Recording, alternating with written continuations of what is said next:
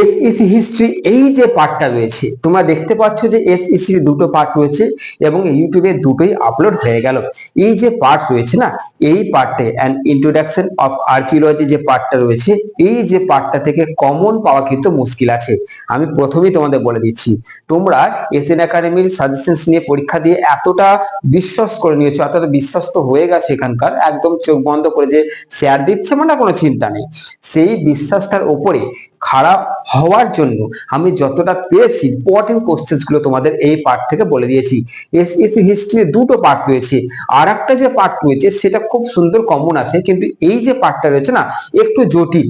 তবুও কিন্তু চিন্তা করো না, কারণ তোমাদের এসএসসি হিস্ট্রি বলো বা এসএসসি সাবজেক্টে মাত্র 12 নাম্বার তুললেই পাস করে যাচ্ছ। তাই 12 নাম্বার তোলাটা এমন কোনো ব্যাপার নয় কো। এই যে কোশ্চেন্স আজকে দেবো এখান থেকে তোমরা কমন পাবে, এটা শিওর পাবে, চিন্তা নেই কো। 5 নাম্বার এখান থেকে উঠে যাচ্ছে এবং এর 2 মার্কস যখন সাজেশন দেবো সেখান থেকেও তোমাদের অনেকটা নাম্বার উঠে যাচ্ছে, অর্থাৎ 12 নাম্বার তোমরা চোখ বন্ধ করে পেয়ে যাচ্ছ, হাসি মুখে তোমরা পরীক্ষা হল থেকে বেরিয়ে আসবে, এটা 100%।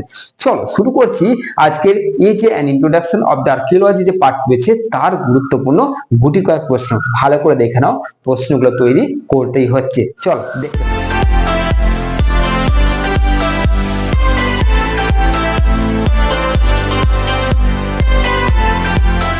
শুরু করে দিই। তোমাদের কটা প্রশ্ন আছে? মাত্র 9টা প্রশ্ন দিয়েছি। ওকে, মাত্র 9টা প্রশ্ন দিয়েছি। এইখান থেকে কমন পাচ্ছ, এটা মানে কনফার্ম করে নাও যে এখান থেকে তোমরা কমন পাচ্ছই।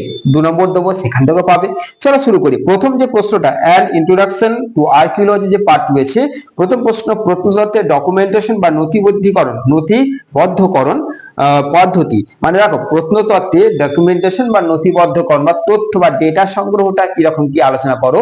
এই কোশ্চেনটা এইভাবে ঘুরিয়ে দেবে যে প্রত্নতাত্ত্বিক ক্ষেত্র থেকে প্রাপ্ত পুরাবস্তুর নথিবদ্ধকরণ কিভাবে, মানে নথিবদ্ধকরণ কিভাবে হয়, কোশ্চেনটা নথিবদ্ধকরণ দিলে জানবো। এই কোশ্চেনটাই ঘুরিয়ে দিয়েছে। 2 নম্বর, ভারতের যে কোনো দুটি প্রত্নতাত্ত্বিক ক্ষেত্রের সংক্ষিপ্ত বিবরণ দাও। নচেত কোশ্চেনটা ঘুরিয়ে দেবে, স্বাধীন উত্তর ভারতের প্রত্নতাত্ত্বিক আবিষ্কারগুলি আলোচনা করো। একই উত্তর কিন্তু, ঘুরিয়ে দেবে, মাথায় রাখবে, ঘুরিয়ে দেবে। বারবার বলছি, আমি রিভিউ করতে পারবো কিনা জানি না, কিন্তু যদি করে দিই জানবে, আমি কিন্তু পরিষ্কার জানিয়ে দেবো যে এই কোশ্চেনটাই কিন্তু ওটা ঘুরিয়ে দেবে। আচ্ছা, ইতিহাস ও প্রত্নতত্ত্বের মধ্যে মানে যে সম্পর্ক রয়েছে সেটা আলোচনা করো। আচ্ছা, ভারতীয় প্রত্নতত্ত্বে স্যার আলেকজান্ডার কানিংহাম এবং জন মার্সেল এর ভূমিকা আলোচনা করে। দুটোর মধ্যে একটা দেবে। আচ্ছা, নেক্সট করছো, লেখতত্ত্ব ও মুদ্রাতত্ত্ব সম্পর্কে টিকা লেখো। এটা কখন দিকে দেখা গেল যে লেখতত্ত্ব সম্পর্কে টিকা লেখো, 5 নম্বর একটা আলাদা করে দিল, নচেত একসঙ্গে দিতে পারে কিন্তু। আচ্ছা, 6 নম্বর, প্রত্নতাত্ত্বিক ফিল্ড ওয়ার্ক এর প্রধান কাজগুলি কি কি। ফিল্ড ওয়ার্ক এর প্রধান কাজগুলি কি কি, অর্থাৎ ফিল্ডে কি কি কাজ হচ্ছে। আচ্ছা, রেডিও কার্বন ডেটিং কি, এটা হচ্ছে 7 নম্বর। 9 নম্বর, হরপ্পা বা মেহেরগড় সভ্যতার যে কোনো দুটি প্রত্নস্থল নিয়ে টিকা লিখতে হচ্ছে। এবং 9 নম্বর করছো, উৎখনন এবং অনুসন্ধান ওর মধ্যে পার্থক্য। উৎখনন এবং অনুসন্ধান এর মধ্যে পার্থক্য আলোচনা করো। তো এই হচ্ছে আমার স্নেহের আদরের ছাত্রছাত্রীদের এই পার্ট থেকে, আর্কিওলজি পার্ট থেকে গুরুত্বপূর্ণ 9টা প্রশ্ন।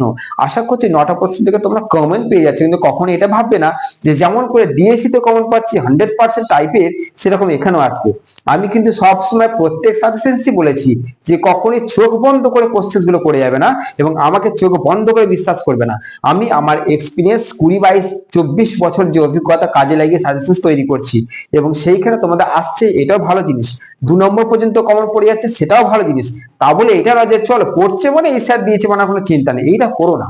তোমাদের কাছে যদি নিজস্ব কোনো নোটস থাকে তো করতে পারো এবং এগুলো করে দিচ্ছ। হ্যাঁ, এইখান থেকে আসবে, এটা বলে দিচ্ছি, এখান থেকে আসবে।